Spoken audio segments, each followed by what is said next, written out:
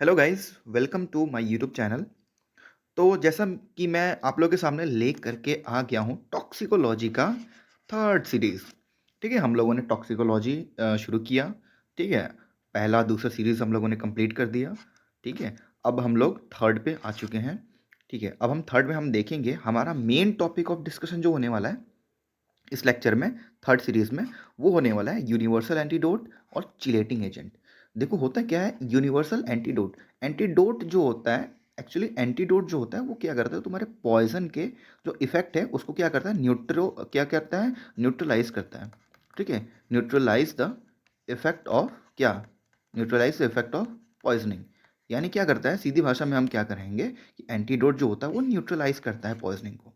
ठीक है, और चिलेटिंग एजेंट के बारे में हम देखेंगे। ठीक है, तो चलो हम लोग शुरू करते हैं बिना किसी देरी के। चलो आओ। तो देखो, सबसे पहले हम डिस्कस करेंगे यूनिवर्सल एंटीडोट। जैसे कि नाम से लग रहा है तुम्हारे दिमाग में क्या, यूनिवर्सल, तो तुम्हारे दिमाग में क्या आ रहा है, यूनिवर्सल।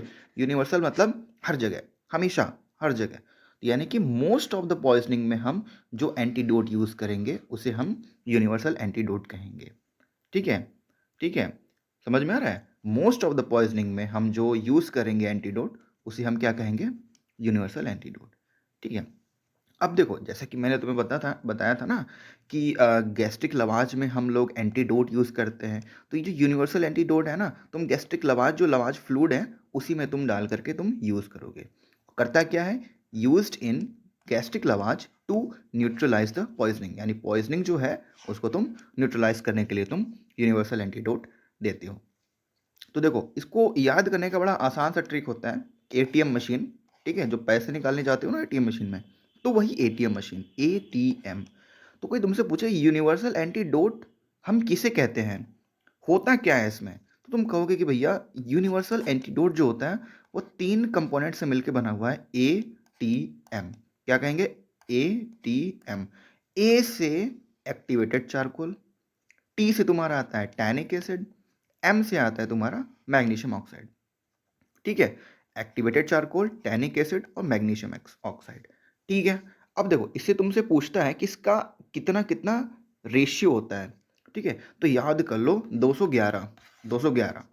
ठीक है, तुम्हें याद करना है ए टी एम 211। मान लो कि तुम्हारा जो क्रेडिट का सॉरी डेबिट कार्ड है उसका पिन जो है 211 याद कर लो।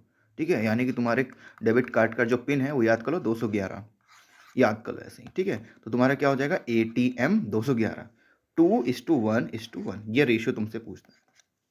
ठीक है, अब हम बारी बारी थोड़ा सा देखेंगे, थोड़ा थोड़ा हल्का सा जानेंगे इनका फंक्शन क्या होता है। तो भैया कि देखो, एक्टिवेटेड चारकोल, जो तुम्हारा चारकोल तुम 11th में तुमने पढ़ा होगा सरफेस केमिस्ट्री नामक चैप्टर में बचपन में। ठीक है, ड्यूरिंग नीट प्रिपरेशन।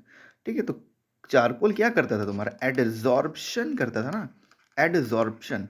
तो ये वही काम करेगा, adsorb the poison on it surface. ठीक है, इट एब्जॉर्ब सॉरी एब्जॉर्ब नहीं है, ये एडजॉर्ब है। ठीक है, adsorb the poison on its surface by adsorption phenomena.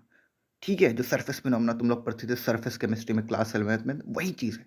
अब तुमसे पूछते हैं कि इसका डोज कितना होता है, तो डोज तुम कहोगे 1 ग्राम पर केजी बॉडी वेट। यानी अगर कहें कि कोई बंदा है 45 kg का, तो तुम इसे कितना एक्टिवेटेड चारकोल दोगे पॉइजनिंग में, सीधी सी बात है 45 ग्राम। समझ गए, यही चीज़ है। ठीक है, चलो अब हम देखते हैं नेक्स्ट। हमारा दूसरा होता है क्या, टैनिक एसिड। टैनिक एसिड क्या करता है, ये प्रेसिपिटेट करता है तुम्हारे पॉइजन को या एल्केलॉइड को। एल्केलॉइड मतलब पॉइजन, क्या करता है उसको प्रेसिपिटेट करता है, मतलब खराब कर देता है, बिगाड़ देता है। समझ गए। और मैग्नीशियम ऑक्साइड कैसे वर्क करता है, उसे क्या करता है, ऑक्सीडाइज करता है। क्या करता है भैया, नाम में ही क्या है, मैग्नीशियम ऑक्साइड है, क्या है, एक पावरफुल ऑक्सीडाइजिंग एजेंट है ना, तो क्या करता है, ऑक्सीडाइज कर देता है तुम्हारे अल्केलॉइड को या तुम्हारे पॉइजन को। ठीक है, तो ये तुम्हारा यहाँ तक हो गया क्या, यूनिवर्सल एंटीडोट। ठीक है, हो गया तुम्हारे यूनिवर्सल एंटीडोट। चलो अब हम आते हैं, हमारा दूसरा टॉपिक क्या था, चिलेटिंग एजेंट। देखो चिलेटिंग का मतलब जानते हो क्या होता है, चिलेटिंग का मतलब होता है रिंग बनाना। क्या करना, रिंग बनाना।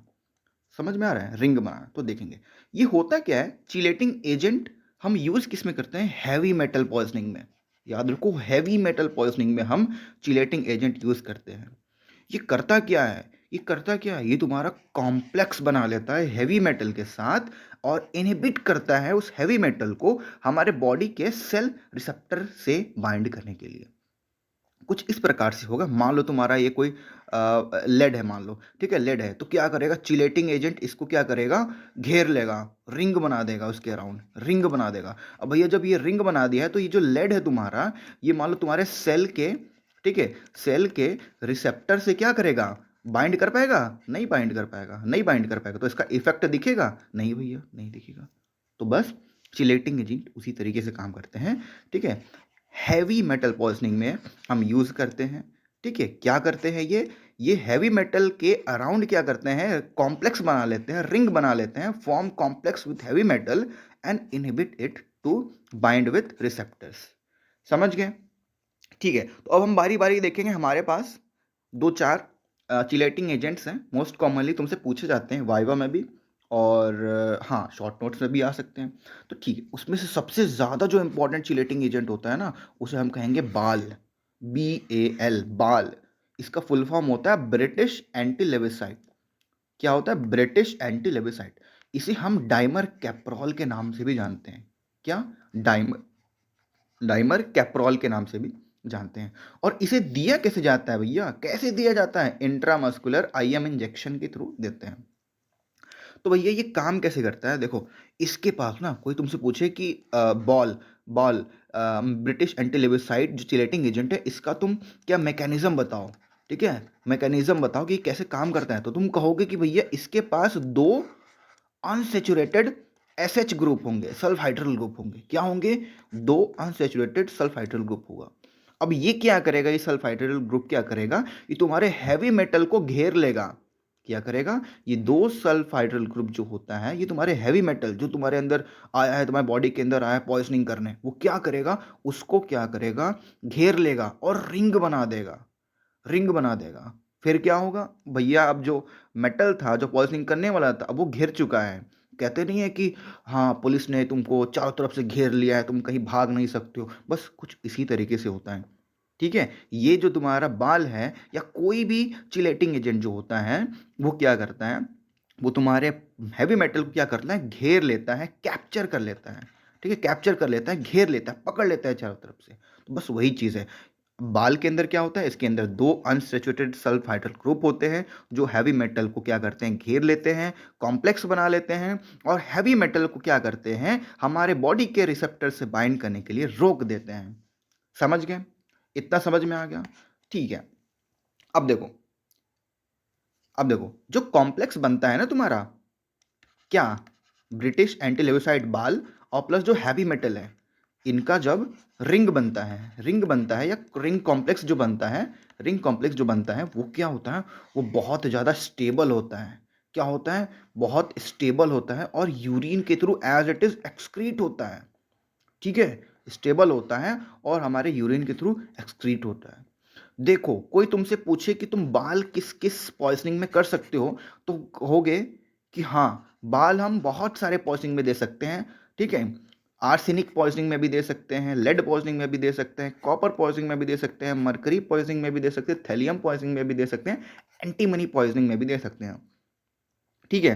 तो मोस्ट ऑफ द पॉइजनिंग में, most of the heavy metal poisoning में तुम दे सकते हो। बस याद रखो कि किस में नहीं देते हैं, किस में कॉन्ट्रा इंडिकेटेड होता है। इसको याद करने का तरीका, OIC, OIC, ओ कहते हैं ना, OIC, IC। तो I मतलब आयरन, C मतलब तुम्हारा cadmium, OIC, OIC, OIC, I मतलब आयरन, आयरन, C मतलब कैडमियम। तो चलो इतना समझ में आ गया।